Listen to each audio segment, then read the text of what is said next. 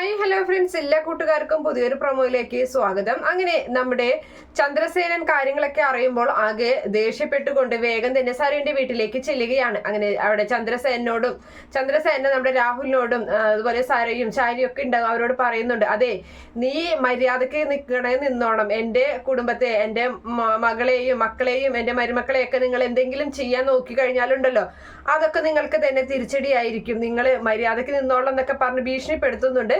അതേ സമയത്താണെങ്കിൽ ഇതൊക്കെ കേട്ടിട്ട് രാഹുല് നേരെ നമ്മുടെ രൂപയുടെ അരികിലേക്ക് ചെല്ലുകയാണ്. രൂപയോട് പറയുന്നുണ്ട്, എത്രയും വേഗം തന്നെ മറ്റന്നാൾ എന്നൊരു ദിവസം ഉണ്ടെങ്കിൽ നീ അയാളെ കൊന്നിരിക്കണം.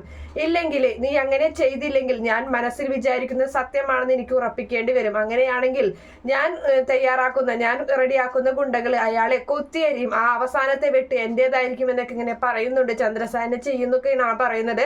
അപ്പൊ ആ സമയത്ത് രൂപയ്ക്ക് ദേഷ്യം വരുമ്പോൾ രൂപയാണെങ്കിൽ രാഹുലിന്റെ ഷർട്ടിന് കുത്തനെ പിടിച്ചിട്ട് ഇങ്ങനെ ദേഷ്യത്തോടു കൂടി ചെയ്യുന്ന, അങ്ങനെ കുലുക്കുന്ന ഒരു ഭാഗമൊക്കെയാണ് പ്രൊമോ ആയിട്ട് വന്നിട്ടുള്ളത്. Okay friends, bye, thank U.